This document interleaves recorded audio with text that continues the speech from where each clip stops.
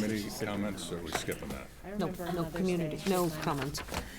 Good evening, and welcome to the school committee special meeting this evening, Monday, February 1st, 2016. This meeting is being recorded for LCTV and will be broadcast at a later date. So if we can begin with the pledge, and the flag is this way. I pledge allegiance to the flag of the United States of America and to the republic for which it stands, one nation, under God, indivisible, with liberty and justice for all. The Longmeadow School Committee maintains educational policies that foster continuous improvement by challenging and supporting all children in a safe and caring learning environment, enabling them to reach their highest potential and to become productive citizens. Through effective communication and positive relationships, the Longmeadow School Committee will make informed decisions in the best interest of the students, the schools, and the Longmeadow community. Correspondence, Kim? We have an emailed letter from Mr. Thomas Manella dated January 26, 2016 regarding the FY 2017 school budget. All right. And are there any school committee comments this evening before we get started? Well, yes, I'd like to just draw everyone's attention to the front page of the Springfield Republican. That's a picture of our governor, and he's making a statement on charter schools, leaving public schools pretty much behind. This is after a campaign pledge where he said he would increase the amount of money available for local aid for public schools. So this is something I'd like to just call to your attention, to everyone's attention. The governor needs to hear from us, those of us who have an interest in the public schools, and I hope that Senator Lesser and our state representative Ash can also take this into account when they propose their budget. The governor's got one budget. There's still one to come from the state Senate and one from the House. So I just want to call everyone's attention to what's going on around us. Money is tight. Anyone else? Go ahead, Russ. So when we get to the kindergarten discussion, I just wanted to make it clear that a while back I filed a conflict of interest form. So I have a 4-year-old daughter who would be going to kindergarten next year, but the year after that. So the vote that we may or may not take, I potentially could be affected at some point in the future, not this coming year, but the following. Okay. Kim or Liz? Nope. All right, so moving into the discussion around the superintendent contract. The school committee has had several executive session meetings negotiating a contract with Mr. Marty O'Shea for next year as our new superintendent. Just to let the committee know, from our last executive session, there was one item that we were still negotiating, which has been agreed upon in terms of vacation and involuntary or voluntary termination of a contract early. So that language has been accepted by Mr. O'Shea. So the contract that we will be signing or voting on to sign is a 3-year contract from July 1 of 2016 through June 30 of 2019. Starting salary is $163,500, and salaries for years 2 and 3 will be determined, but not less than that amount. We have provisions included for reimbursement for work-related expenses with receipts, such as membership dues, mileage reimbursement at the current IRS rate, and the committee will provide a district cell phone or communication device. We've negotiated 20 days of vacation every year with Mr. O'Shea, and termination provisions with language that has been approved by both the school committee and Mr. O'Shea, and a yearly evaluation that is in accordance with the requirement of the law. The motion that will be made this evening, I know that we still have or at our last meeting, we still had issue of the open meeting law complaint being open. I got word this afternoon from our attorney, Mr. John Foskett, that Mr. Foster had been in touch with him. There was one item that had been omitted from the letter that Mr. Foskett had sent to Mr. O'Shea, which was the provision that all school committee members will take the online AG open meeting law training course. It was then agreed upon that Mr. Foskett will send a letter tomorrow stating that all school committee members will complete that training by February 29th. And with that, the complaint will be removed. So at this point, we are able to sign a contract without the caveat of open meeting law violation complaints waiting to be resolved pending AG's approval. So with that, I will entertain a motion to approve a contract. Excuse me. I move that the school committee vote to enter into the employment agreement with Maurice O'Shea as presented and to authorize the chair of the committee to execute such employment agreement. So there's a motion. Is there a second? Second. Okay, any discussion? Russ? So I think this process was really a good one from a negotiation point of view. So I think Mr. O'Shea was reasonable with us. I think we were reasonable in response, and I think the contract's a good compromise all around. I agree. Kim, did you have anything? No, I was just gonna, so there's no issues if we sign this. We don't have to complete the training before he withdraws the complaint, correct? No, so long as the training is completed by all members by Okay. February 29th. Sounds good. All right, so any further discussion? All right, seeing none, I'll call for a vote. All those in favor? All right. So this will now go back, well, there was no one opposed, but opposed or abstaining. This will now go back through our attorneys to be presented to Mr. O'Shea for his signature, and then as chair, I will sign once he has signed and returned the contract. So then we can welcome him and get him started and up to speed on everything. Russ?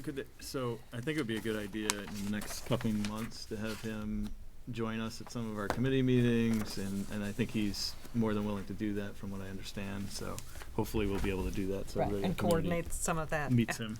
Absolutely. And so with that, I will turn it over to Superintendent Doyle for the presentation of the FY17 budget. Thank you very much. Good evening, everyone. Sorry, as a reminder, this is the special budget presentation, which is why there was no community comment this evening. This is the first time that the school committee is being presented the budget. And also, we will have our meeting next Monday, February the 8th at 7 p.m., which will be the public forum open commentary on the budget. So I just would like to remind everybody of that there is plenty of time for community input. Sorry. Okay, thank you. Good evening. Tonight we're going to present the FY17 budget. First, I'd like to thank the administrative team, first and foremost the central office that spent many hours putting together the presentation, as well as a budget booklet, as well as hammering out all the details so that you're well informed about what's happening with the budget. In addition, I'd like to thank the administrative team that spent hours and hours thinking about ways that we could massage the budget, what was in the best interest of the children in order to present to you a balanced budget. So let me start with our vision and mission, because whenever we develop our budget, we think about what our strategic plan is. We look at our vision and mission. Students completing an education at Longmeadow Public Schools will be fully capable of excelling in a global community. Our mission is to prepare learners to achieve to their full potential, cultivate confident critical thinkers and problem solvers, develop the skills and habits of mind for lifelong learning, contribute to a global community, maintain a safe educational environment. So those really give us a platform upon which we build our budget. We have tracked many of our graduates. They go on to be very successful in a plethora of careers. You see that we have our state senator up there, as well as people that are in financial planning, doctors, lawyers, scientists, and more. So our educational system is highly successful thanks to our outstanding staff and the support of the community. There have been many accomplishments this year. We'd like to review those because the budget is the reason why we were able to be successful, and the budget is the reason that we're able to do so much within our school. The niche report ranked Long Meadow High 25th out of 100 schools, and it also ranked Long Meadow Public Schools 24th out of 100. We had Pioneer Valley and Excellence Teaching Awards, and we recognized a new outstanding teacher, which was Kelsey Deary.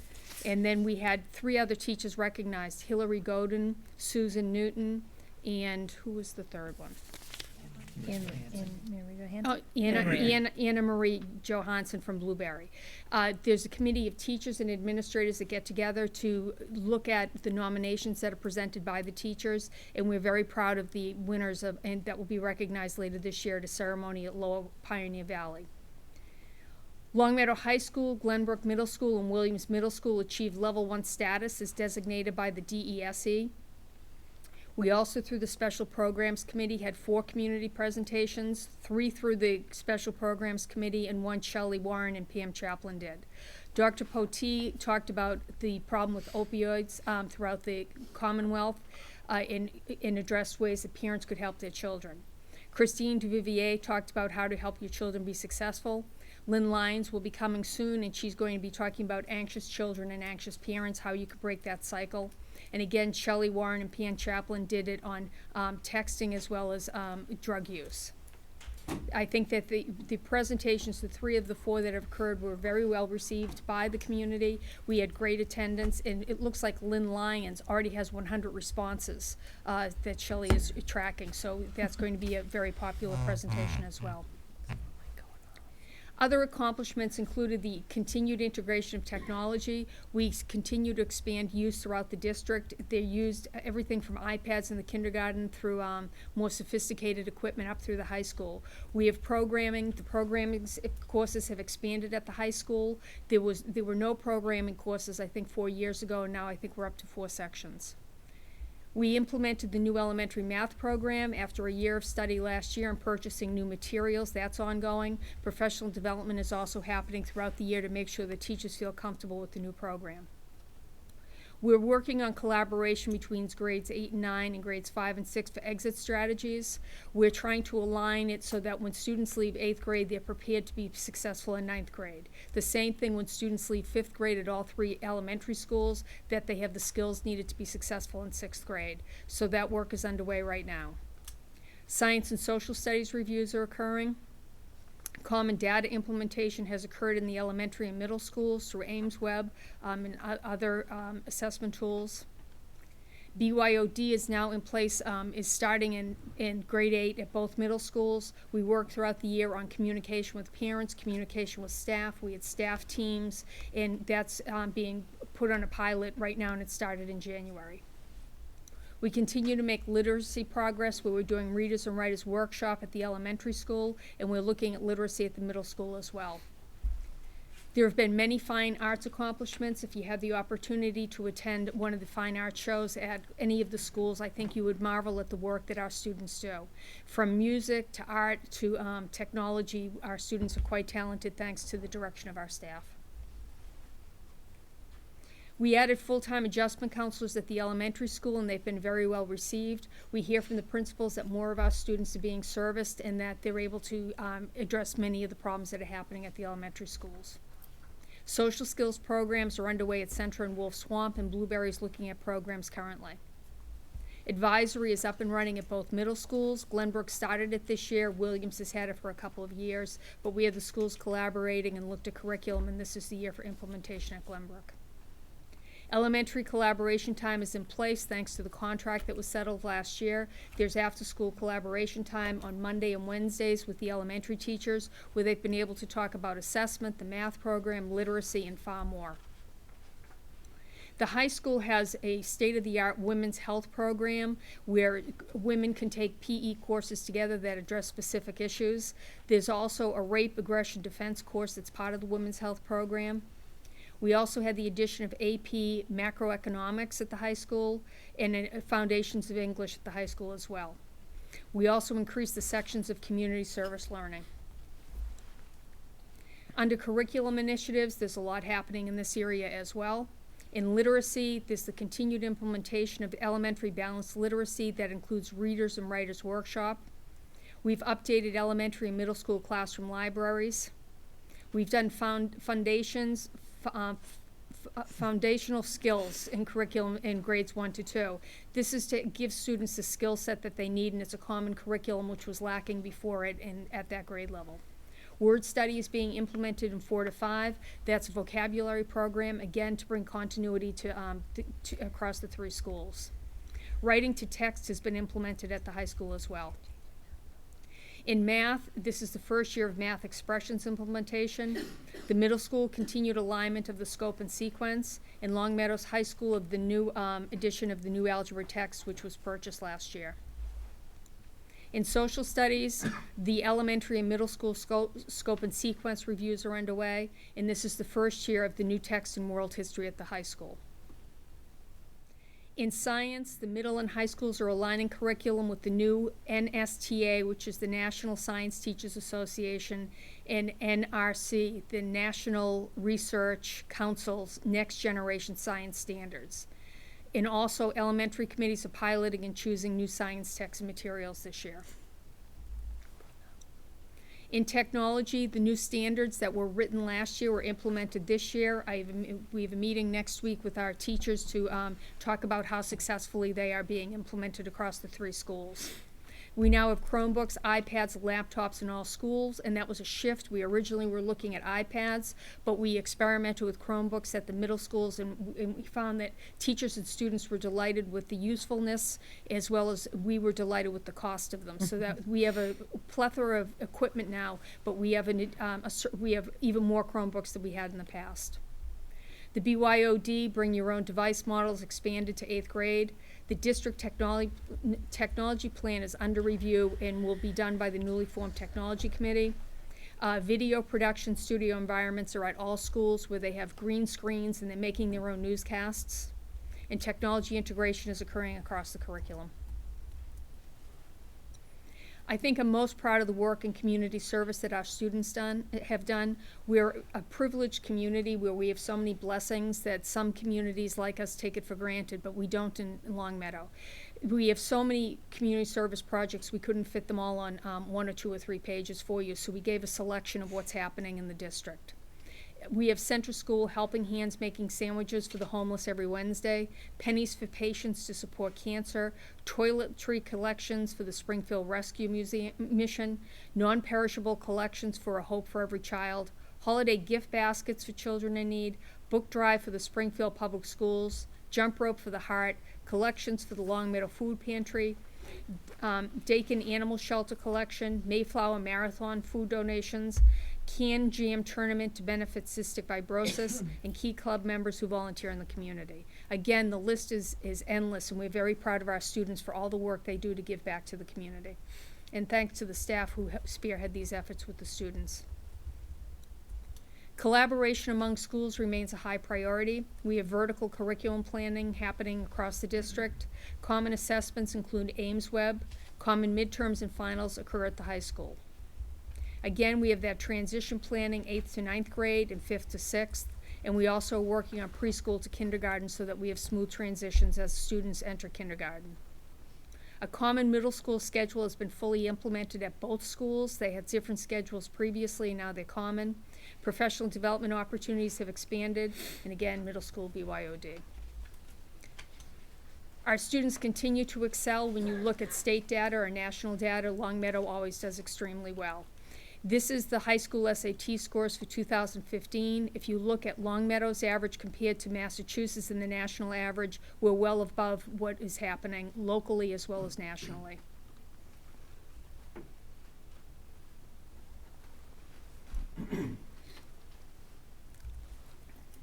In advanced placement and the advanced placement statistics show that our students took 480 AP exams, which is extraordinary. 90% of exam scores were 3 above on a scale of 1 to 5. We had 62 federal presidential academic excellence awards, 38 advanced placement scholars, 47 advanced placement scholars with honors or distinction, and 8 advanced placement national scholars. On the MCAS, we fared well. We continue to see some improvement in many areas. We continue to address specifics. When we get the MCAS data, we look at that. We analyze where we were strong and where we could use improvement, particularly as we were doing work with some of our professional development providers in literacy. Math was even stronger. If you take a look at the numbers of students that are in the advanced area across the board, we continue to see growth, and we see our students excelling in math. This is good to know given the work that we've been focusing on math in terms of the changes we made at the middle school and high school, as well as the new math program at the elementary level.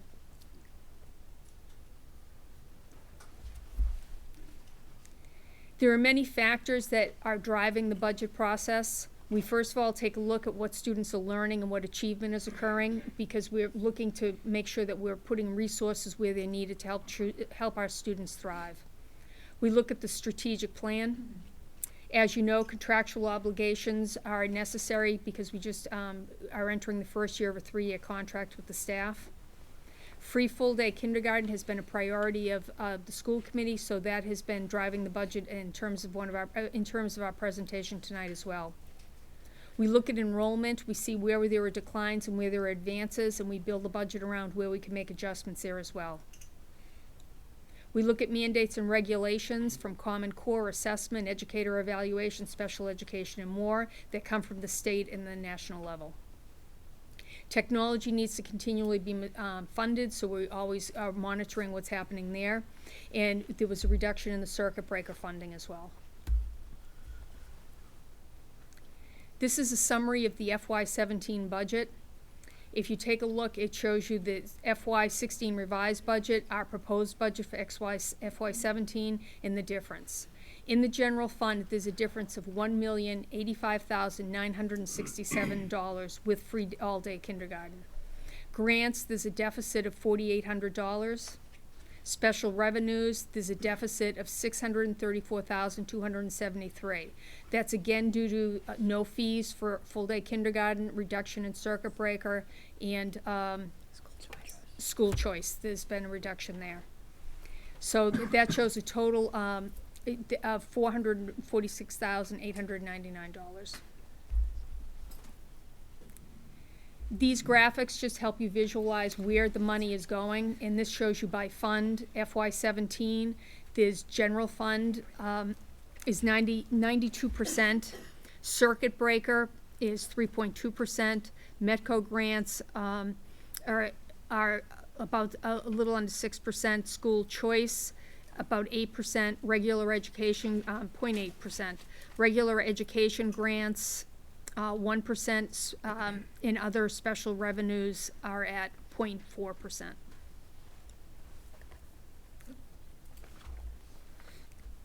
Here's a different way to break it down and look at where the money goes.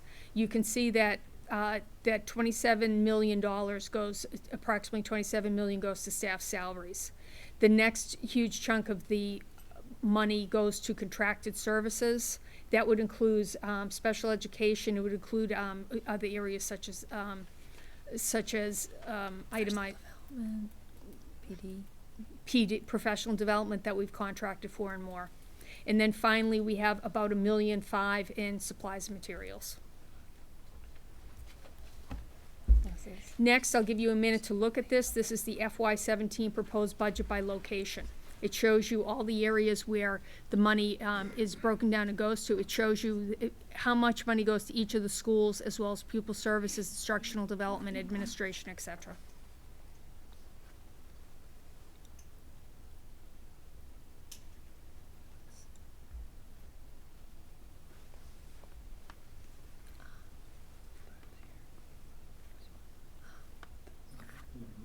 Who gets 33 points? 1.8%. Pupil services, special education and, ELL and, student services.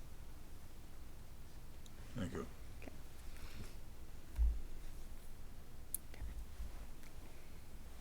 There have been many changes to the budget, so I'm going to go through these with you.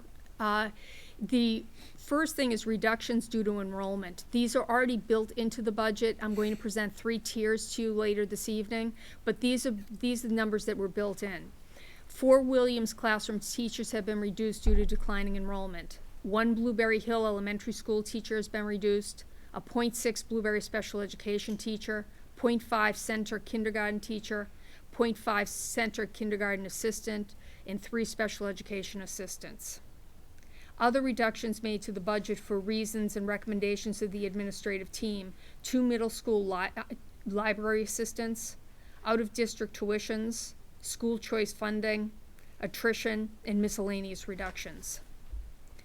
We also made additions to the budget, and those include cost of living increases, step increases for teachers moving up on their educational level, salary advancement for continued education, transportation services, special education evaluations and service, 2 health teachers in curriculum at the 5th grade. .2 health teacher, which was recommended by the elementary health committee, and curriculum for the 5th grade. .6 foreign language teacher at the middle school, instructional elementary math materials, 1 library media specialist at the middle school, and an increase in OT services. We'd like to explain a little bit about the reduction and the recommendation to reduce 4 teachers at Williams Middle School. The enrollment has been declining at the middle school, and class sizes at Williams have averaged around 16 to 18 students per class, while Glenbrook's been up in the 20s.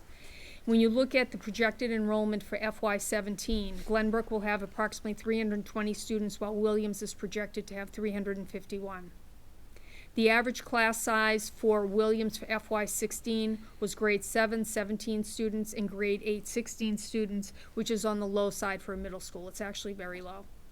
The projected class size for FY17, when you take out the 4 teachers, is Williams grade 7 averaging 23 to 24 students, and grade 8 averaging 21 to 23 students. The enrollment continues to decline over the next few years, so these class size numbers would even get lower. The class size projection for Glenbrook for FY17, grade 7 averaging 22 students, and grade 8 averaging 21 students. So they're much closer than they have been in the past. In order to do this, we would need to make it from a 4-person team to a 5-person team. The way the teams work right now is you take the total students and divide them among the 4 teachers on the team. What we'll do is we'll make a 5-person team where we add world language. So in order to do that, we'll add a piece of a world language teacher, and we'll also take the math coach and have her teach 1 math section. The math in particular is always worrisome because you have tiered tracking, or you have tracking at the middle school. You can have some classes that get very large. So this additional math section will make sure that the classes don't get out of hand. This is elementary enrollment, showing you that there aren't any major changes to what's happening at the elementary schools.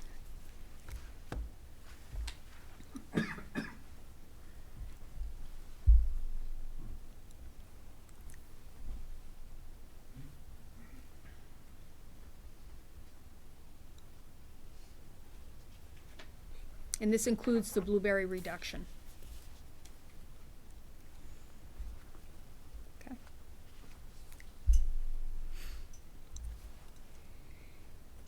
Why a tiered approach to presenting the budget tonight? The town general fund for the FY17 budget projection gave us a projection of approximately $800,000, exactly $808,832, and it does not include funding for full free-day kindergarten. It's a level service budget that does include contractual obligations for the new contract, but does not give us any flex to add anything else. If we're incorporating free full-day kindergarten into the general fund, it would require funding of $1,085,975. A tiered approach will give the school committee 3 options so that you can see what the impact is of having free full-day kindergarten, what the impact is of a fee of $12.50 per family, and what the impact is of a fee of $2,000. If the administrative team were asked what they prefer to see no cuts because they think that everything that are on the cut list you're about to see are of high value and needed in the schools. In the tiered budget, Tier 1 includes free full-day kindergarten and requires an additional $270,144 in general fund revenues, or cuts will need to be made. Tier 2 includes a kindergarten fee of $1,250, requires an additional $155,645 in general fund revenues, or cuts will need to be made. Tier 3 includes full-day kindergarten fee of $2,000, requires an additional $61,895 in general fund revenues, or cuts will need to be made. So here is Tier 1. Again, showing you that it's going to be $1,085,976 to have free full-day kindergarten. Marie, the current tuition for kindergarten is how much? $2,750? Yeah. $2,750. $2,750. Okay, thank you. Should we not receive additional funding from the town, then these are the reductions that would need to be made in order to fund full-day kindergarten. Long Meadow High School would lose a library aide. Long Meadow High School would lose a teacher, and that teacher the department would be named later by the principal. The middle school would lose the media specialist that they were hoping to put in. They were hoping to get someone that would teach research skills as well as help teachers integrate more research and media skills into their curriculum. The middle school would lose 1 literacy specialist between the 2 schools. They were added last year, and what they would do is they would share 1 literacy specialist instead of having full-time at each school. Elementary would lose the grade 5 health teacher and curriculum that we wanted to place into the curriculum this year, the .2 person. Elementary would lose instrumental music in grades 4 and 5. That would be 1.2 staff. The administration and pupil services would lose supplies, postage, travel, miscellaneous for $4,000. So the total cuts would be $270,740.81.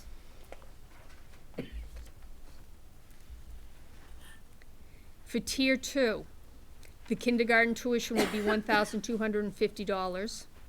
Again, the town is appropriating $808,832.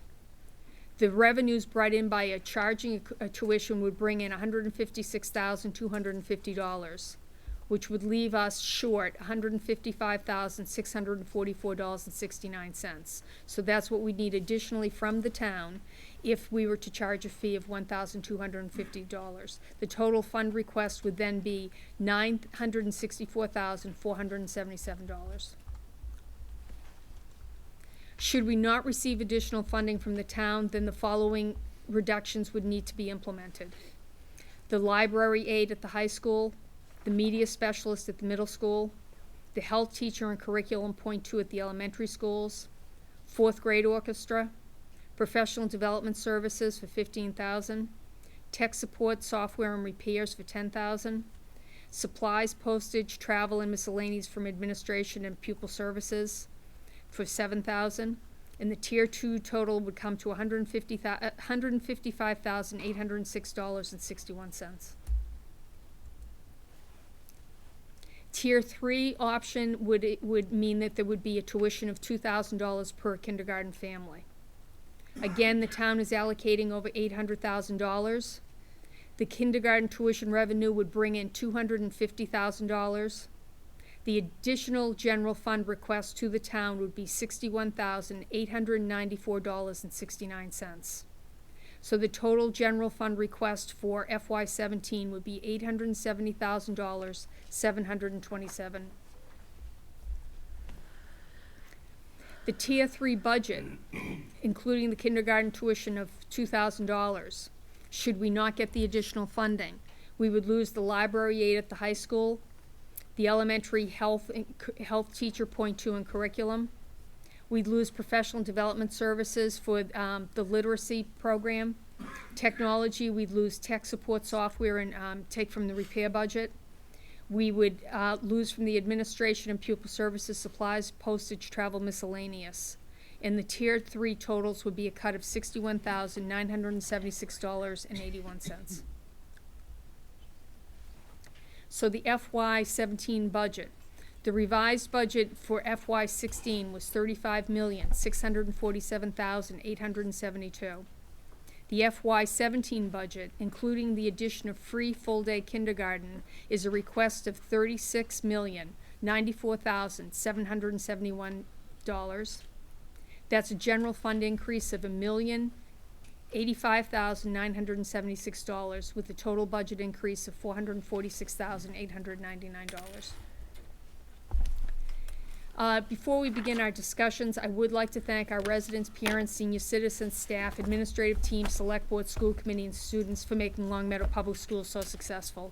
We've always been fortunate in enjoying the support of the community financially as well as in so many other ways, and for that we're very grateful. So at this point, I will take questions.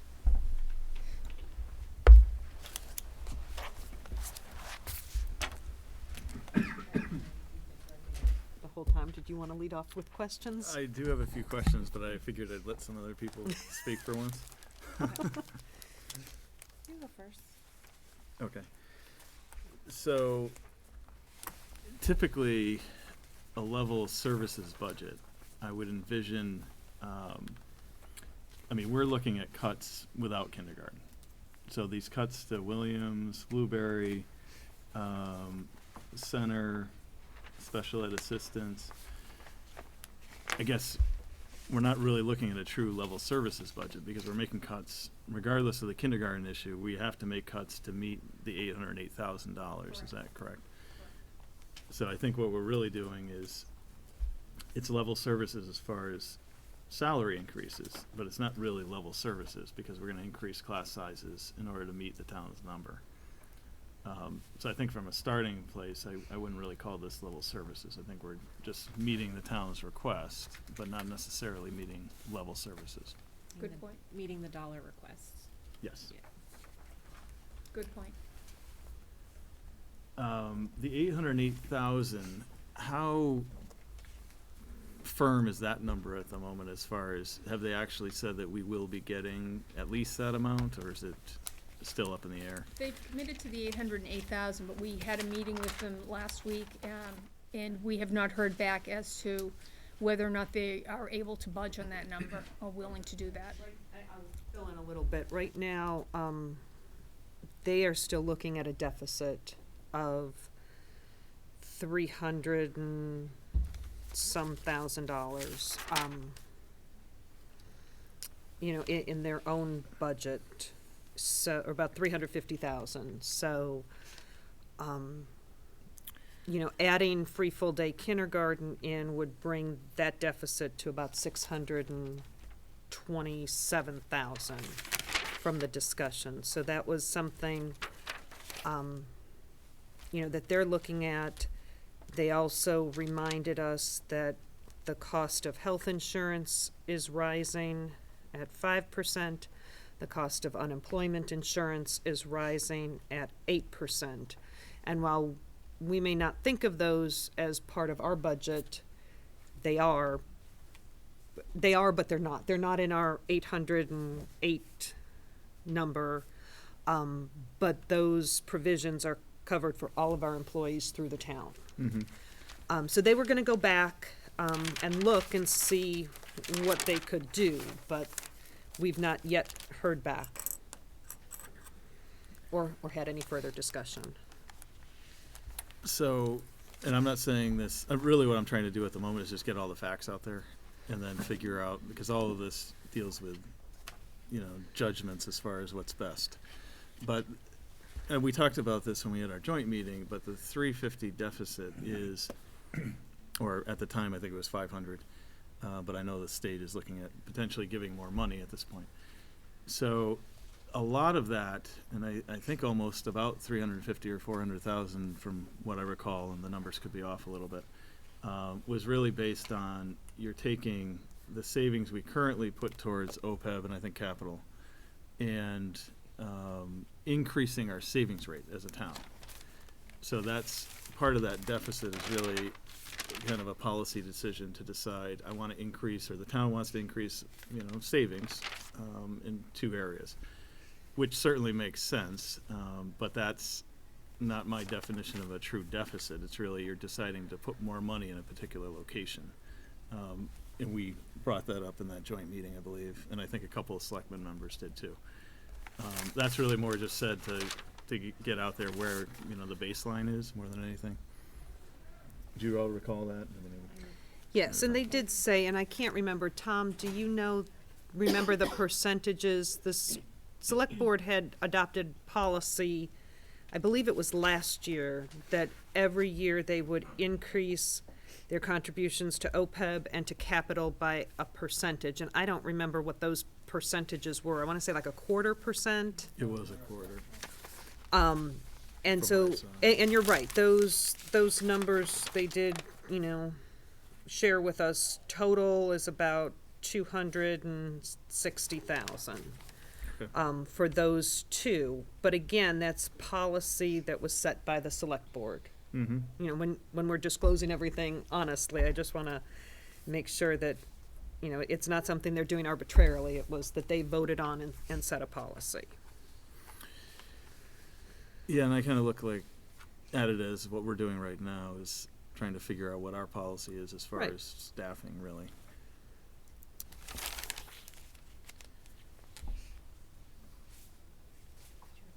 Do you want to question more? You might as well jump in. Okay, I do, I'll just but- let you all just keep going back and forth. I just wondered, the thing that John had said is that some of, the budget's not back yet from the state and the House. So are the numbers of the funding that we're getting from the state, is that concrete or is that can change? We don't have those numbers just yet. Okay. Gee, they make it easy to set your budget at this time of year, huh? I mean, the last, and you all can correct me, but from what I was reading, it looked like, I think local aid was going up about 4% in the governor's budget, and I think Chapter 70 was 1.76 or thereabouts. The problem for Longmeadow is that doesn't mean a whole heck of a lot because we don't get a huge amount of aid anyway. So I think we talked did you talk to the town about how much that was? Or maybe Mr. Mazza did, I can't Sure. remember. Since the governor released his budget late last week, I believe the increase in aid for both Chapter 70 and local aid is a combined amount of about $110,000 for the town of Longmeadow. For FY17. Correct, which they didn't have when we met on Wednesday last week. And that's based on the governor's proposed budget. Correct.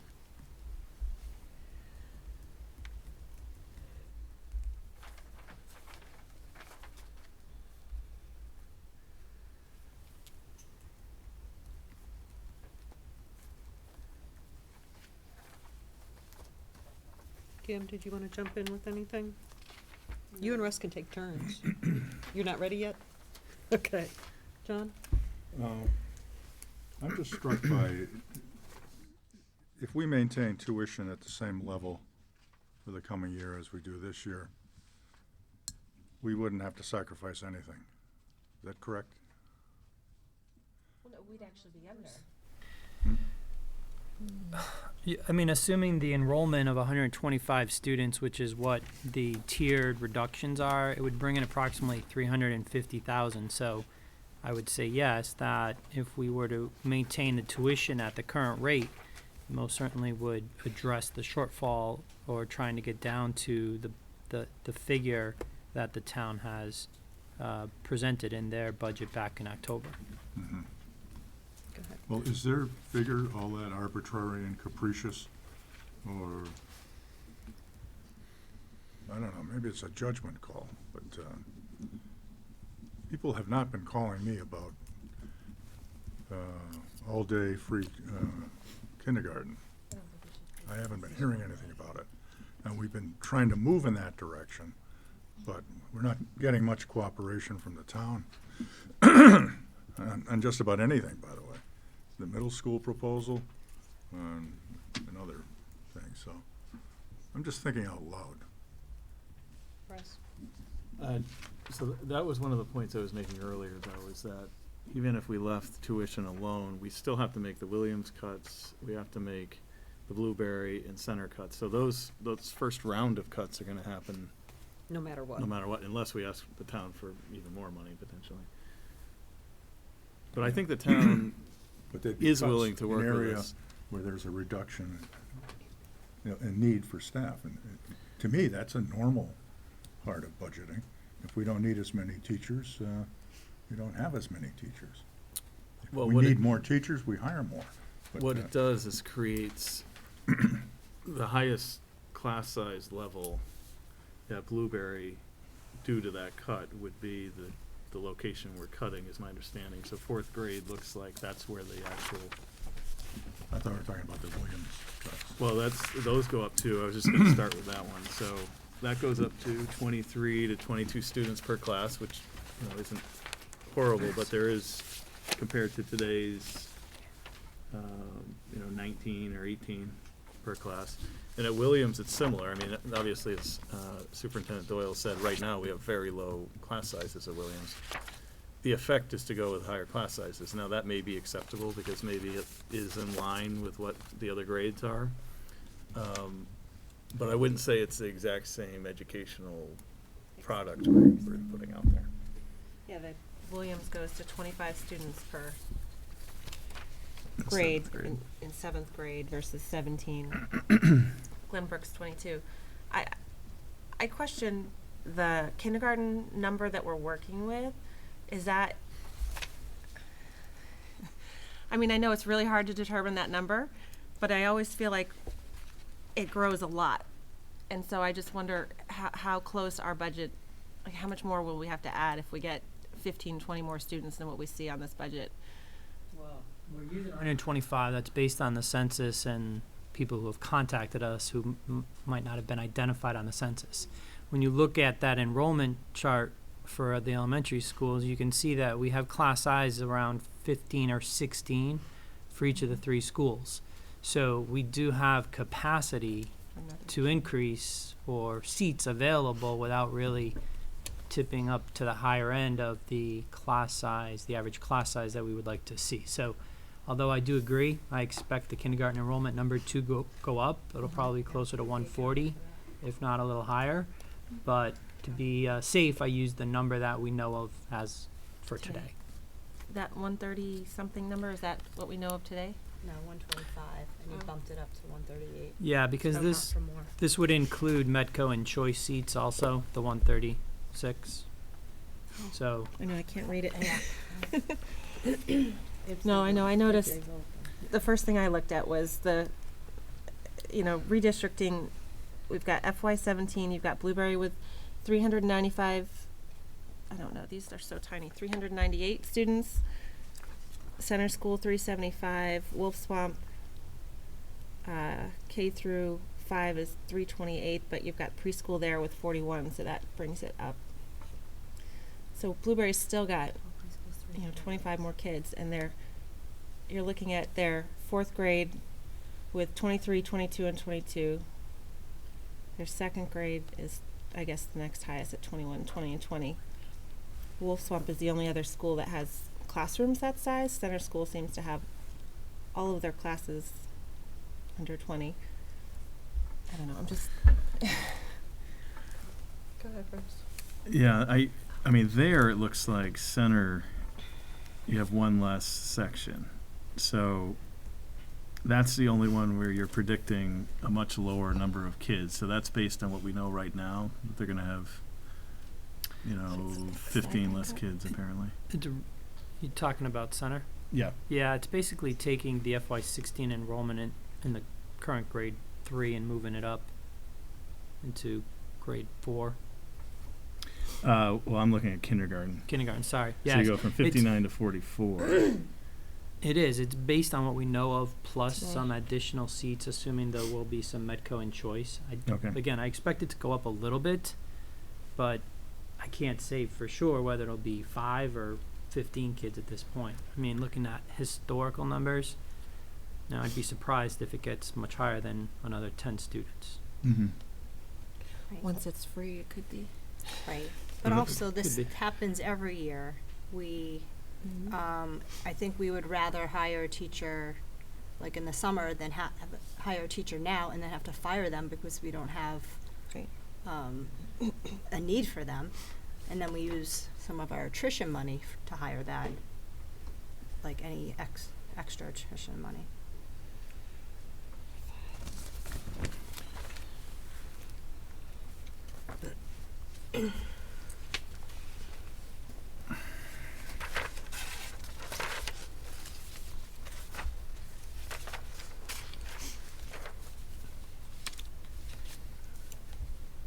So what would free full-day kindergarten,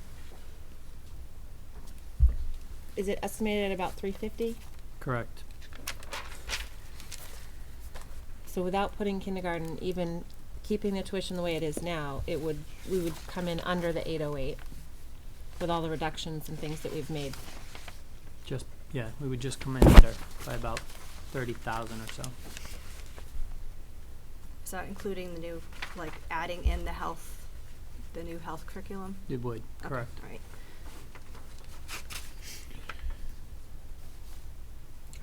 So special revenues, could you explain the reduction there a little bit? It goes down 634,000. Sure. So we use a multi-fund budget approach. So we include in there estimates not only for our grants, but other sources. So tuition, kindergarten, preschool, school choice. Because the budget that you have in front of you tonight is taking the kindergarten revenue that we normally would get when we charge a tuition and moving those expenses into the general fund, we're not recognizing that $350,000 that would be accounted for in the special revenue line. Additionally, this year we currently have about $1.3 million budgeted for circuit breaker, which supports our special education costs. We are anticipating having about 1.1 million or so in FY17's budget, so there's a reduction of about 238,000. And there's also, we had some one-time expenses that were budgeted in FY16, the cost of the superintendent search, and there was a legal settlement, so that totaled about $53,000. So those are going away. So when you combine those funds and those reductions that we're not budgeting for in FY17, you have that decrease of about $630,000+ that is not going to be recognized in special revenues in FY17. So some of those costs, obviously the kindergarten and some of those special ed tuition costs, were moved and are part of the general fund, $1,085,000 that you see on the top line of that chart that Marie presented earlier. And that really helps to explain part of what I said earlier about the fact that even if it's level services from the town's perspective, if we lose money in other areas, we still end up cutting. I mean, that's kind of, is that a general comment? When special revenues go works? down and those existing costs that are charged to those revenues are not going away, then yeah, you have to either decide if you want to continue those expenses or those services and find another way to pay for them. Thanks.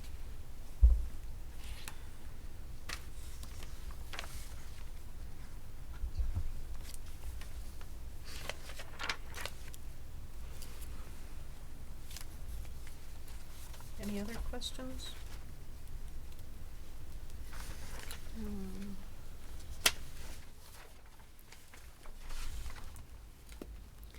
So I have a question with the middle schools. I know, and at least I think I remember, the part of the cuts from the beginning were the library assistants.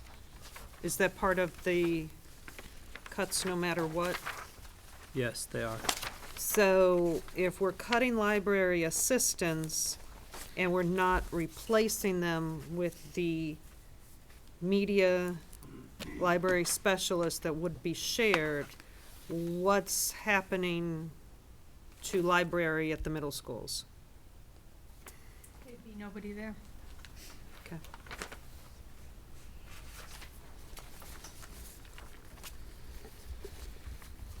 And I'm sure you discussed that at admin about the impact that that would have then at the high school level with research skills and those sets of skills that would be taught. Because I know with the implementation of the library media specialists at the elementary schools and the tech specialists at the elementary schools and the curriculums that they've come up with are really teaching research skills and internet skills and everything. And so then there's not going to be a continuation of that at the middle school level. And then we get into high school, and especially with the honors classes, that students are expected to know these skills. So The principals wanted the media special, the technology specialist, and they see the value of that and the importance of keeping that continuity. There are technology teachers at the middle school, but it's a very different role in terms of Right. research skills and making them prepared in terms of being able to use library technology and that. So it would be a real loss to the districts if we had to do that. And I guess I'm asking then, is the high school prepared to have to pick up teaching those skills and adjust their curriculum, starting with freshman classes who are not going to have those skills? We haven't had those dialogues yet. Okay.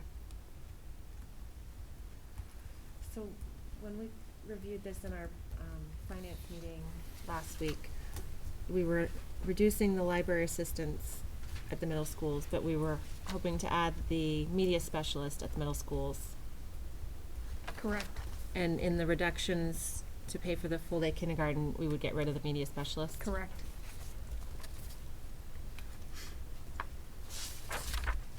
Is that the same as the technology teacher? No, the technology teacher is part of the rotation, so they have a set curriculum and they have students that rotate through, so they're Right. locked up. They're not able to assist students who want to go to the library or able to assist teachers working on projects or get into classrooms. There's just so many terms with technology and media, I'm a little confused. What type of technology and support and software would we be? I know, we weren't quite sure. I mean, talking with Nick, we'd be looking at softwares away from the classroom. There's some support softwares for equipment that we might have an opportunity where we can consolidate to potentially reduce the cost there. We would have to look at our repair lines and hold staff more accountable for equipment that gets damaged or broken. I mean, when we looked at our reductions, we tried to do it as far away from the classroom as possible, from both staffing and a service support perspective. And so on that note, I'll just piggyback the reductions in professional development, which with starting the new math program, I know we've focused a lot on professional development to get our teachers, up and running. You've worked really hard to find meaningful professional development for our teachers, which ultimately benefits our students. With these type of cuts, how badly is that hurting professional development? Well, we'll certainly need to look at some science PD for next year with a new elementary science curriculum. I think math is on their way, but they'll need some continued support. But really, we're going to lean on the literacy specialists then at elementary schools to provide in-house PD as opposed to hiring a consultant at elementary and middle, most likely. So that will be where we lean on folks to. Would this mean a potential holding off on a new science curriculum for a year? No. Okay. That's my vote, no. We didn't build the science reduction into the budget. Yeah. Okay. Yeah. I have a thought here. All of these students who are now in the high school or middle school or elementary school, if their parents chose to send them to all-day kindergarten, their parents paid a tuition, correct? How much was that? Roughly. It's been different. I mean, I'm not trying to throw a curveball when I at you. started, I believe the tuition was $4,150. So, okay. It's been reduced over the So a good last. number of them have paid $4,000 into the system. And now we're talking about when they get to the third or fourth grade or fifth or eighth grade, we're gonna cut some of the services. There's a bit of fairness starting to disturb me here. Whereas, you know, the beneficiary of an all-day kindergarten, frankly, are the people who have children going into the kindergarten, who may or may not have already paid in some equity to the system. I think we're getting away from, you know, what a public school is supposed to be. A public school is supposed to be able to, you know, service everybody. And because of our fee-based kindergarten, which we're trying to catch up to the rest of the world on, you know, we're not doing that. But now we're talking about cuts in order to save some reduction in all-day kindergarten. Is that correct? Yes. I think that's the math, right? Okay. I don't think that's fair, but that's my opinion. That because the state of Massachusetts will eventually, and sooner than later, adopt full-day kindergarten, free full-day kindergarten for everybody. That means that we're going to have to do it too. So whether or not we do it now or in 2 years when they make us, we're going to have to find a way. And, you know, like, I'm comfortable getting there and trying to get there. And I just, any way we can get there or get close to there is a step in the right direction. Well, right. I mean, if you think about it, if the state mandated this year that we have free full-day kindergarten next year, we would have to cut all of this and then some if the town gave us no more money. So we have the benefit of knowing that in 3 or 4 years, we are going to have to pay for free full-day kindergarten. So we need to figure out how to get there before them making us, before having to have these drastic cuts. I just feel like we need to at least do it a little bit at a time. If we can't do it all at once right now. I spent some time this weekend talking to friends over in eastern Massachusetts that have free full-day kindergarten and asking about the things that they cut. And I'm not saying this is what I want to do in our district, but one of them was 4th grade band in their school district. Another one was 7th grade Spanish. And those are things that we offer in our school district that I think make us a great district, and I don't want to see them go away. I think when people move to this area, they look for the school. They look at the schools. They look at what you have available in the schools. They look at the statistics. Everybody looks at the numbers. And right now, we need to try and keep the level of service where it is and try and find free full-day kindergarten somehow. And whether it's a tiered approach or the town somehow finds us $277,000, we have to talk about that. We just need to keep talking about it. I don't know. Rose? Yeah, and I think, John, you kind of hit the nail on the head, which is how do you look at full-day kindergarten? Is it part of public education or not? I think at this point we're the only ones in Western Mass that aren't necessarily viewing it that way, not because we don't want to, it's just a financial issue. But I completely hear where you're coming from. I mean, there is a question of fairness too. I mean, at the end of the day, we have to try and balance what we're looking at here and what the town needs to do, and I don't think we can discount the needs of the town either. I mean, I think it's we're gonna have to balance all these things. We're not gonna get everything we want, I guess is the bottom line. No matter what we do here, we're not gonna keep all the staff on this list. Right. And I think too, Marie, to you and the admin team's credit, is you've worked very hard to maintain class sizes. I mean, at the elementary level, yeah, there are the one or two anomaly sections, but you're still looking at class sizes in the teens. You're still,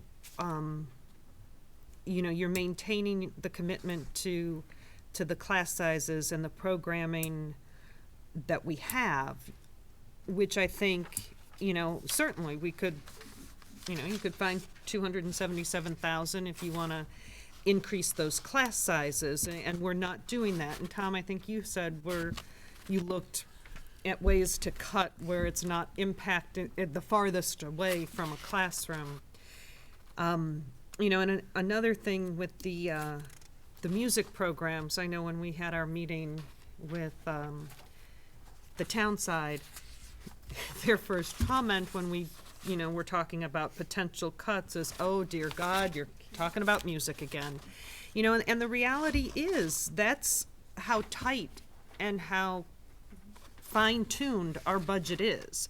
We don't have extra fluff, and we don't have fat in the budget of, we could, we built in $100,000 for postage and supplies and travel, or we have, this extra money here or there that we've squirreled away for a rainy day. We don't have that. I mean, you're looking at the new programs that admin thought were important to be added. Those are all the first things being cut, along with, an aide and a teacher. And then there's really nothing left, unless you start getting into programming, like you said, other schools in the eastern part of the state are doing, or you're talking about cutting professional development, which is only benefiting our children by benefiting the teachers. So there's not, like you're saying, and I get where you're coming from, and I agree totally, is we've got to have some give and take.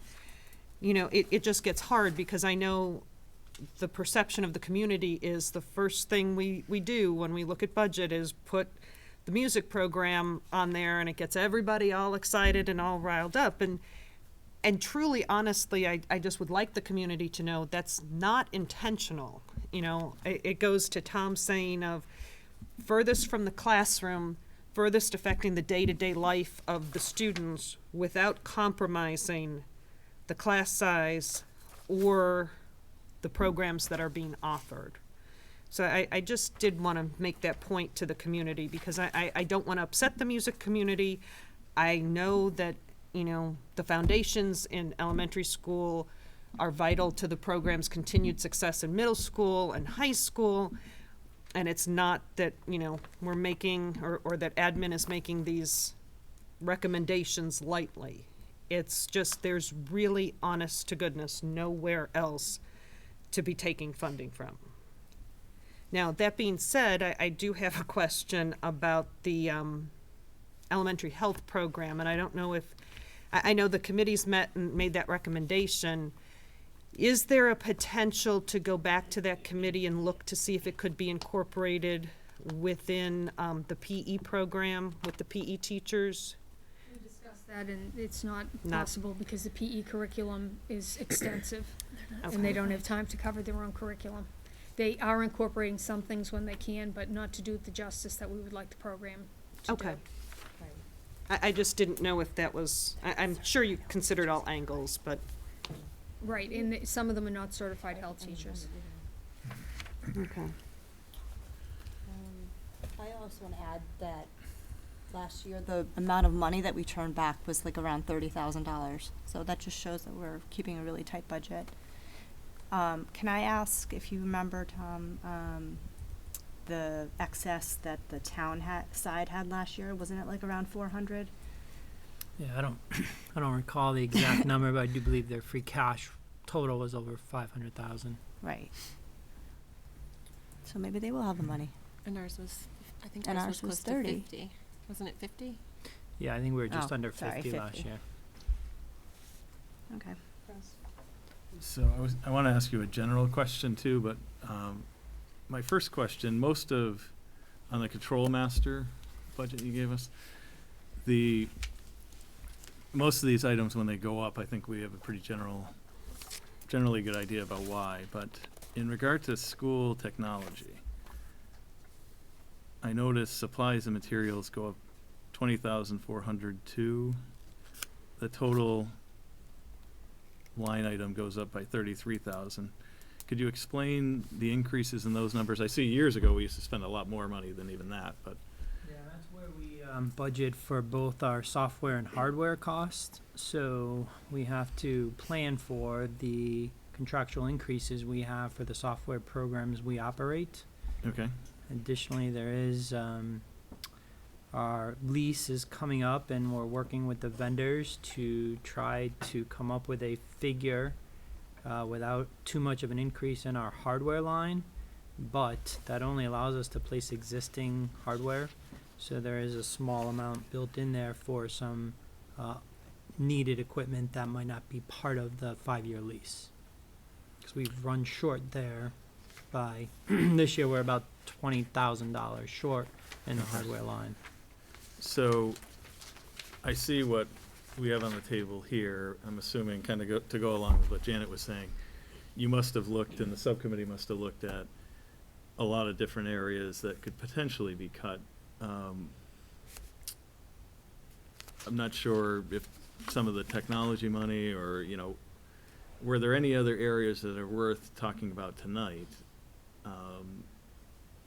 as part of this discussion? I mean, was there anything else that you thought about adding but didn't because there was, maybe it was similar to this, but there was some valid reason for not putting it on the table? Or, I mean, I know you narrowed it down to Yeah, we this, but. explored every possibility, and the teams of administrators at levels got together to talk about what they felt was appropriate to bring forward to cut.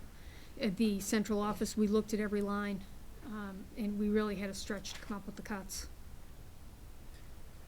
I just want to add also for the record, and the school committee is going to need to vote, the transportation, if you recall, a couple meetings ago, I think I gave you an increase based on the various types of transportation, but it projected an increase in special ed transportation of 186,000 or so. We're going to use an offset of about 56,000 to help bring that cost down for FY17. So school committee is going to have to authorize the use of those funds. But that was one way we were able to help not have to incur such a large increase on that line. I think the net came down to like 113 or so for our transportation, which is still a large increase for 1 year. But I just wanted to make sure that that was pointed out to you that we did try to explore every area and use every resource we had available to us. And speaking to that point, Tom, I know at that meeting you had said that you were going back to LPVEC questioning the huge increase that we're seeing. Have you gotten any word or explanation from them yet? Yeah, we're looking at ridership. I mean, it changes from year to year. We most certainly have seen an increase in the number of students that are receiving transportation. A lot of the costs are associated to the placement, and if there's an ability to share transportation or buses with surrounding communities, their enrollment in terms of out-of-district placement and what schools those students are going to. So we're seeing kind of a double whammy here with our students going up in terms of the number of riders we have and also in the percentage of buses that we use that the collaborative provides. So we're looking at that to compare it from the last 2-year ridership information to try to pinpoint exactly what's causing that increase. But it doesn't appear that we're going to be able to not incur this increase, at least for FY17. I mean, there's some circumstances that we hopefully can offset it for FY18, but it appears based on the placement of these students and where they'll be, we're going to need these services. And again, that increase is not for general transportation, it is for the special education transportation. So it's not the transportation that the fees we voted on at our last meeting is affecting. Correct. Okay. When we look at these tier 1 and tier 2 totals of 277 and 155. If we voted next week on tier 1, say, and we went to ask the town for 277,000, that would be free full-day kindergarten, so that next year we would get an additional estimate of about $100,000. So it would be the first year we would be asking the town for 277,000, and then the second year it would really go down to somewhere around 177. Yeah, I mean, the Chapter 70 revenue would go up, so the increase that we talked about earlier in terms of Chapter 70 local aid increase, we would see an increase there in terms of how much the town receives for state funding. In terms of our costs associated with the program, they would basically stay the same, assuming we have the same number of sections, the same staff, and so on.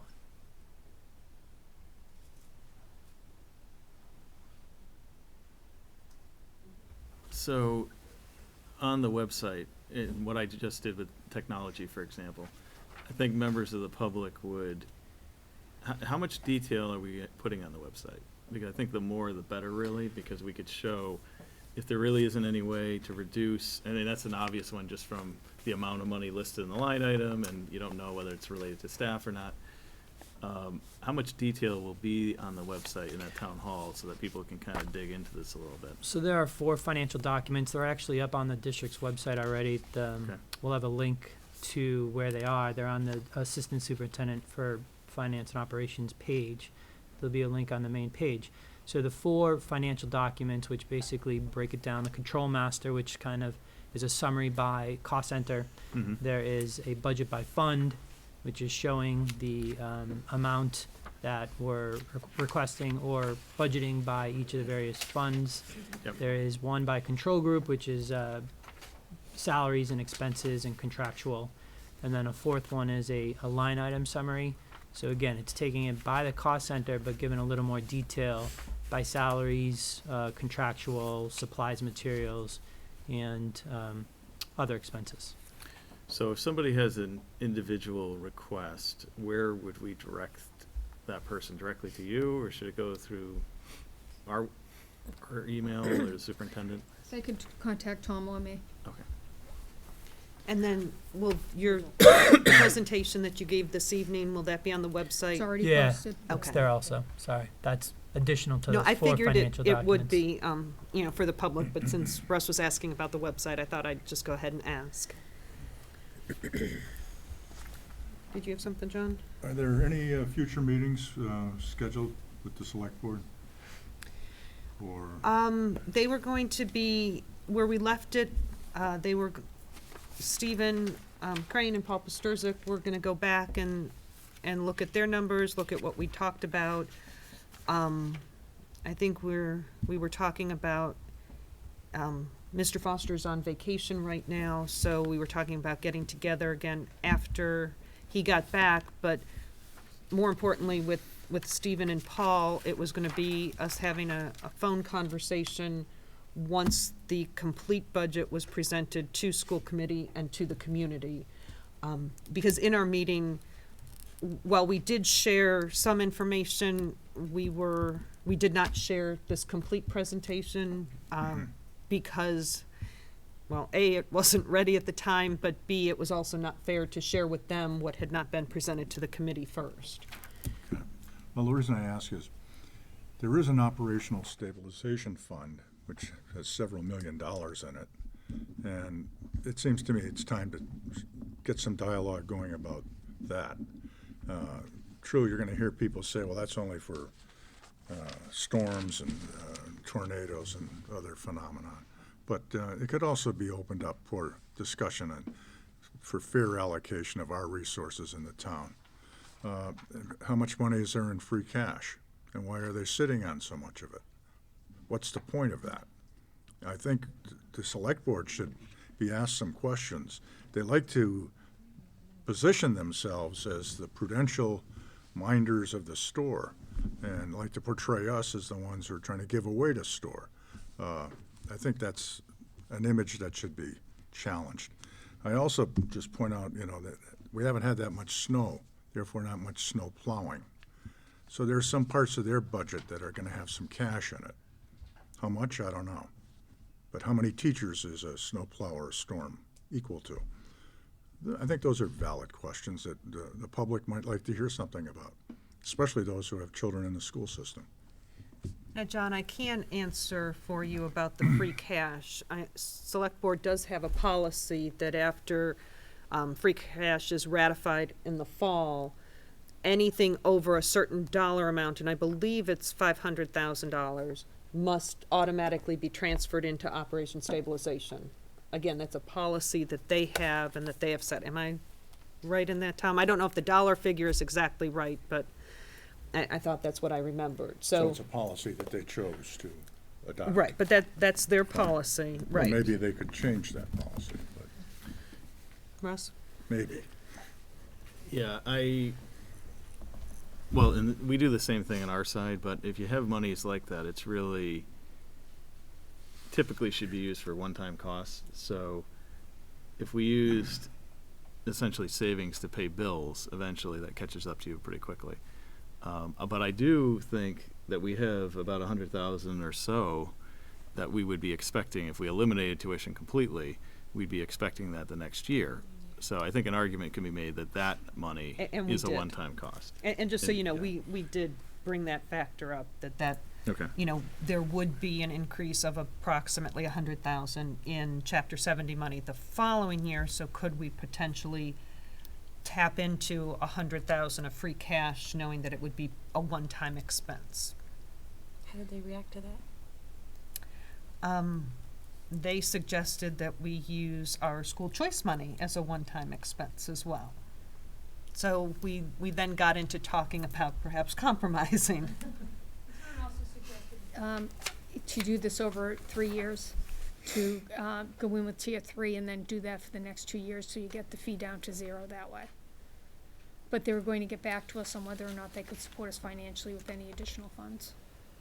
Right, we did talk about, they had suggested we look at a phased-in approach. Like Marie just said, over the next 3 years, decreasing the tuition so that by the end of that period, it would be free full-day kindergarten. They were asking when we think it's gonna be mandated by the state, which, you know, we have no idea. I think, 2-3 years would be a respectable guesstimate for a time frame. But I also did mention to them that, not only does the school committee change with elections, the select board changes with elections, town manager changes happen, and with no long-term plan on the books technically for the town, we have our strategic plan, we have our annual goals. We can certainly say this is a goal of ours, but what happens next year? What happens the year after when changes in boards take place, and how can we be assured of that? And I also pointed out that, the 808 allotment for this year basically covers, like you were pointing out, contractual obligations. Mm-hmm. So that is their plan moving forward. If they would support a phased-in approach, is their plan then going to include an extra 100,000, say, for each year of a phased-in approach, above the contractual agreements? And that's still up for discussion. But I just wanted to share with everyone that was discussed, and I did mention it, and, a concern, because I said, I know what the committee is, I was guessing what our committee was gonna say is, great, you're gonna say it's phased in, but you're gonna give us the same amount of money, and we're still gonna have to make 100,000 in cuts next year. That's not phasing it in, it's dragging out how many years we have to make cuts. So I did address that with them and at least put it on the table for their consideration. I tried to make sure all of our thoughts would be represented at that meeting. Kim? We've made about 768,000 in cuts. Correct? Our additions totaled about 1.2 million. The reductions were about 770,000. Yeah, the additions were about 1.2 million, and the reductions were about 770,000. So the net amount is where you come up with that 446,000 or so. Go ahead. So with Williams, you know, I'm concerned, I agree with Janet about the library situation at Williams. But also, what about, And Glenbrook.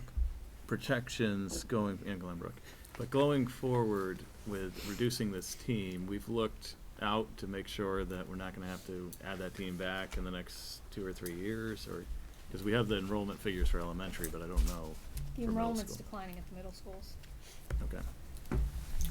So, because those numbers, you know, at center, I worry about the kindergarten position, as Kim mentioned, because that's where the cut's happening really, and it's, if we had. That's the half-day program. That is the legally required program that we provide. Yeah. So with the assumption that we're gonna have free full-day kindergarten next year, we eliminated that half-day section. So that is the reduction you see of Okay. that 4 to 3 from 16 to 17. If we have a tuition next year, we have to re-implement that program. We have to add it back in Yeah. for about 35,000. Okay. Because it looks like, because we won't be in the teens in that Blueberry 4th grade. It's actually like 22 or so, I believe. Right. Um, But you've and also. Williams, you know, the numbers, in an ideal world would be a little bit lower in Williams, maybe not as low as we are today, but not where we're gonna put them either. So I don't think that's ideal either. I mean, we're focusing on kindergarten, but we also get that underlying Right. issue of, But you've also got projected class sizes at Wolf Swamp of 21 in the 4th grade and almost 21 in the 5th grade. So it's not, I understand that 22 is, you know, a higher number.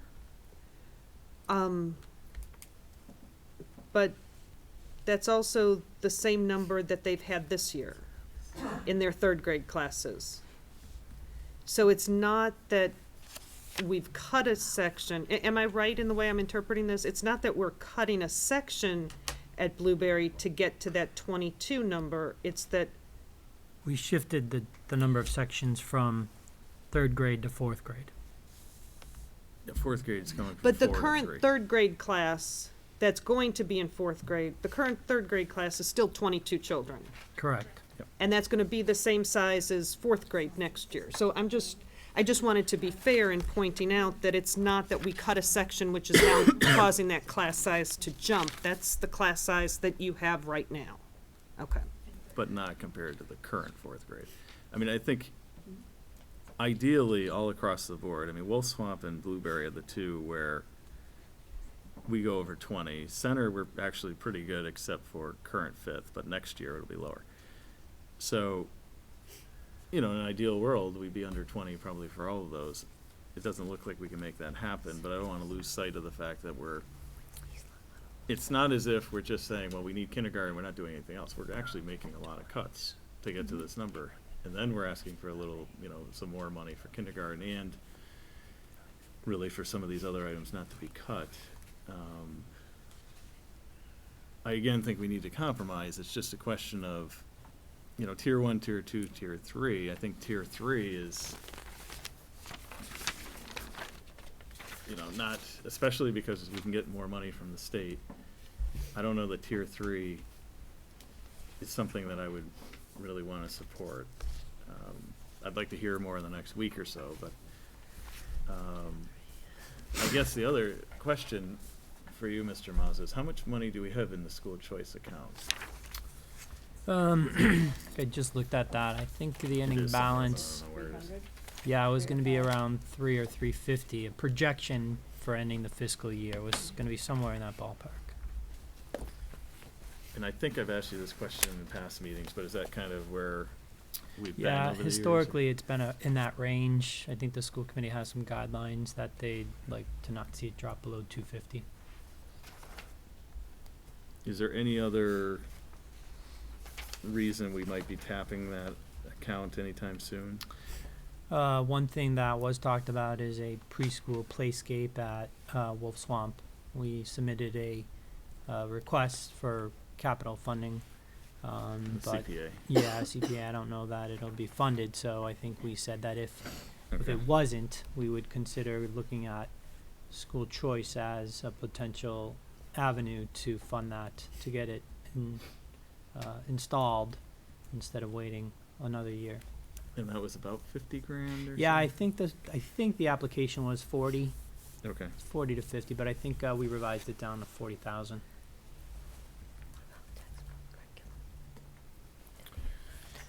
Sorry, Sue just reminded me that the curriculum, if there's not funds, you know, in end of year, we would also look at school choice. We've used it in the past, so there's a geometry book for the high school geometry and that they're elementary looking to science. purchase for next year, and elementary science, which we do not have a figure yet. We funded the math program out of that last year, right? Excuse me? Is that where we funded the math program? No, we funded the math any- program out of the Or general fund. The general fund? Yeah.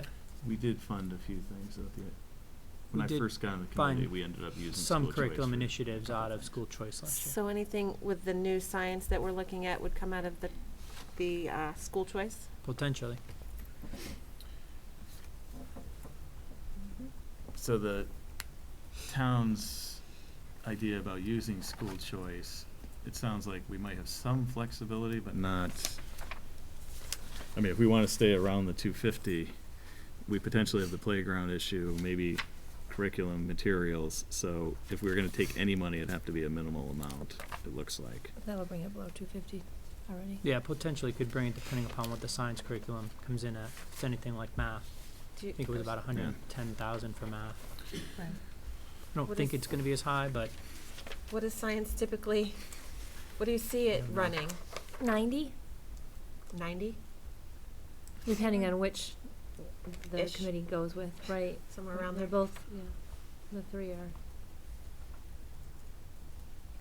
expensive, and that's sharing at grade levels, sharing science kits, not having one for every teacher, so we're really trying to look at where we can cut back on those costs. Is that and that's a new science curriculum K Yeah. through 5? K through 5. And so basically, our school choice is kind of like Operation Stabilization, if we want to compare that we have a certain threshold that we maintain. So while Select Board has a certain threshold they maintain, you know, just out of fairness, for Yeah. Operation Stabilization, you know, we also have that threshold that we like to maintain for school choice. Is Not that 7 fair to million. say? correct. Yes, I Okay. would say that's fair. Well, the science would take it below our threshold. Right. And so, if we've got these curriculum initiatives, we've got a social studies initiative. Is there any fees that might be associated with that? Probably not this year. Not this year. And the technology, new initiatives, let's see. Is any of that would be, let's see, technology integration across curriculum, video studio environments, or is any of that affected in any of this? No. The cuts or anything? The BYOD hopefully will bring the cost down as more students bring their own devices to school, whether or not they do that. The technology committee will also be looking at a plan because we're looking at a replacement cycle right now. So Nick's in the middle of that. Did you have something, John?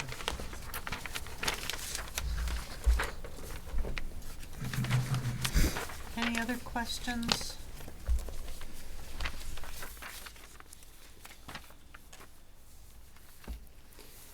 Okay, so I'd just like to thank Marie and the whole admin team, not only the central office admin, but all of our school admin for the work that they put into this. I know it was an awful lot of time and energy, and a lot of thought and consideration put into what's been presented to us this evening, so I would like to thank all of you. And just to remind the public that this was the presentation next Monday at 7 p.m. in room A15, the normal school committee room. There will be the open forum for question discussion regarding the budget before we have to move to vote the budget later next week. So if you, for some reason, are unable to attend that meeting, wish to contact, both Marie and Tom said if you have specific questions regarding the budget or numbers, to contact them directly. If you want school committee to know your feelings about programs or tiers, you can certainly do it to the general school committee email address. But I want to make sure that everybody knows that we welcome their comments and thoughts and concerns. And again, as Russ, I think, so nicely pointed out, it's going to have to be a compromise. It's not an all or nothing. It's not that we, of course, we'd love to have everything that we ask for, but we all live here. We all know that the town services are equally important. So to understand that we've got to look at that compromise and balance. So if there's going to be more discussion with the town in the meantime, do you want, I think you would need more direction as far as, so far I haven't really heard any, what is our direction as far as what we're going to say or talk to the town about in the meantime?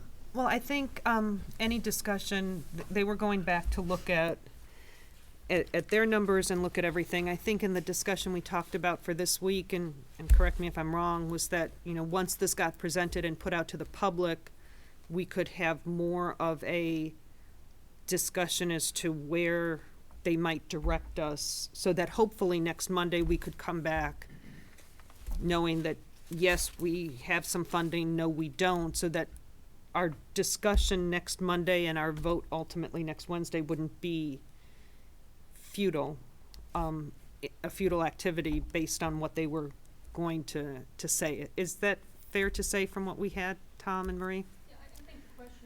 Do we want the town telling us how much the budget will be, or do we want to drive that discussion? I think, based on the conversation, my own opinion is they'll come back with little to nothing. When you talk about a level service budget, for many years, we were given increases of $300,000 when we really needed $1 million for a level service budget. So it's catching up with us now. And during my first several years, our increases were minimal. And last year was the first year that we went above, I think, 350. Last year we Yes. fought and we got 750.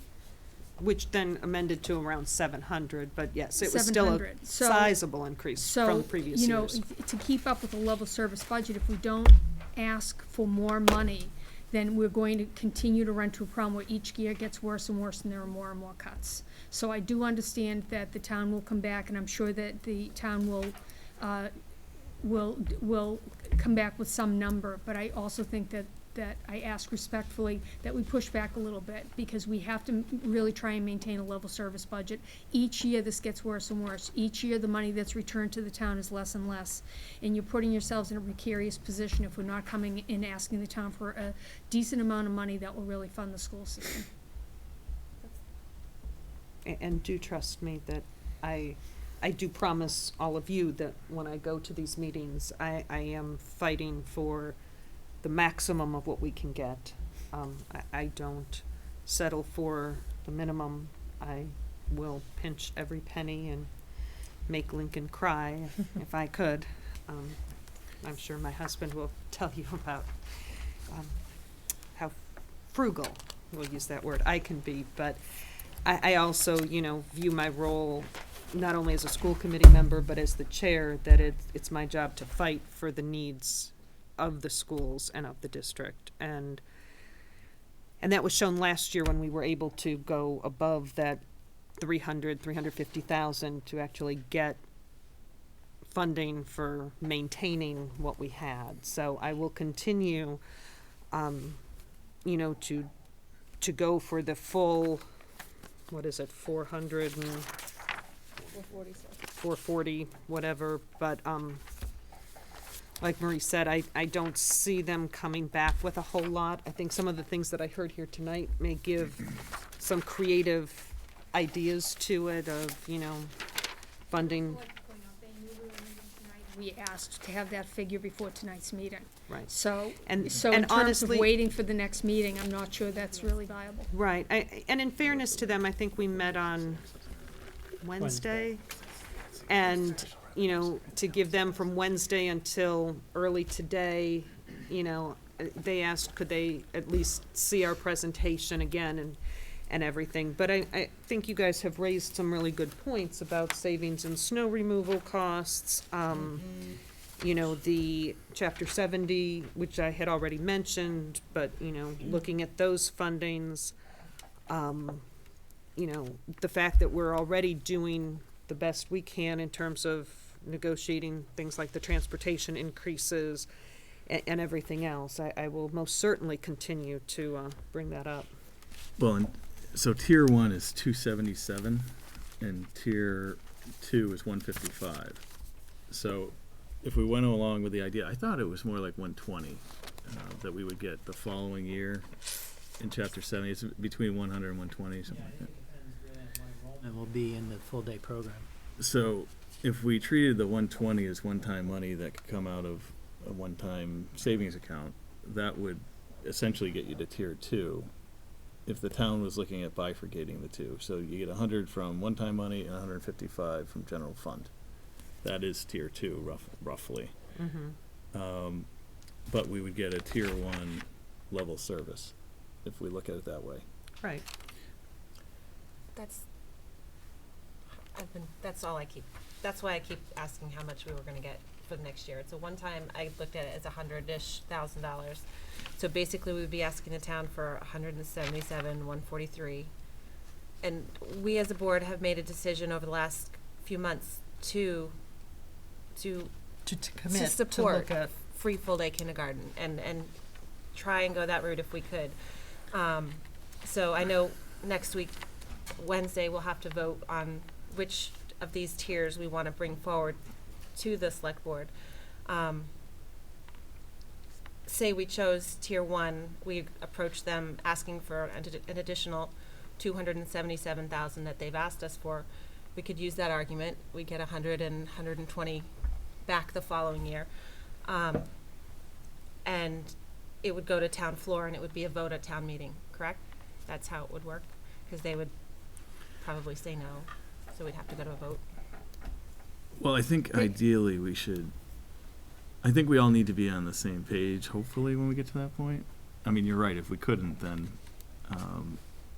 see, from my perspective, it's one of those, for me personally, the kindergarten issue is, it's not the end of the world for me one way or the other. You know, it's not, I have 2 other kids that are already going forward. I've already paid for plenty of money for them to go to school, preschool, currently in kindergarten. I think it's more an issue that I know, and I think the town understands this too, we just need to resolve this issue. Everybody else has resolved it, we haven't resolved it, and we have an annual discussion about it. It's not real productive for any of us, because a lot of these other things are very important, and you know, like, that's why I brought up Williams, because we kind of lose sight of some of those things because we keep talking about kindergarten. So I think we have to resolve it, and I'm not sure that a 3-year plan, for example, really is going to do that, and we're not getting the money from the state that we could be getting. So I think we really have to think about doing this as quickly as possible so we can focus on staffing and the issues that really make a big difference to our school. And if we were to go with tier 1, which would be asking them for the additional 277, while it gets rid of the 2 library assistants at the middle schools, it actually puts the media special at the middle schools, correct? That's what that includes. Yes. Which was, No. It would be a shared media specialist. Tier 1. Tier 1. Tier 1 you looking at? No, tier 1 still loses that media specialist, correct? well, Yes, tier 1, the Mhm. media specialist is eliminated. it would be eliminated? Yes. Unless tier 1 is funded. Right, so I'm saying if the town were to give us an additional 277,000. Oh, yes, Oh, I'm yeah. sorry. We I'm would sorry. still be able to Yep. have the media specialist at the middle school. Correct. It's one media specialist, It's shared. and I have in my notes, it's from a technology, that person's gonna help with technology. Help with research skills, library skills, And that's what you were research, talking about, classroom Janet? support. Right. I don't have a middle schooler yet, so I don't know what they do there yet. But it sounds, It's an area, you know, for middle school, at least from my perspective, is that you know, we've been doing such a great job at elementary and getting them up and started with research skills and, you know, their presentation skills and their writing.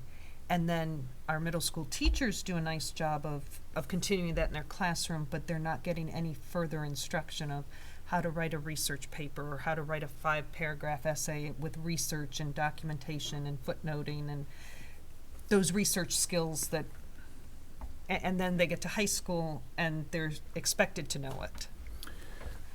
When would we know about the CPA application for the playground? I don't think their recommendation comes out till sometime in another month or so, correct? I Right. think they're It's just like around vacation. holding I think meetings now. Another March. Yeah, 'cause they have to have it in February. time for It's the after the warrant. budget is due. Yeah. So I would say it's After probably next not week. until March sometime.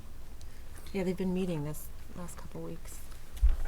Yes, we might want to think about school choice as well, because I do think somehow we got to work with the town to try and make this happen. So,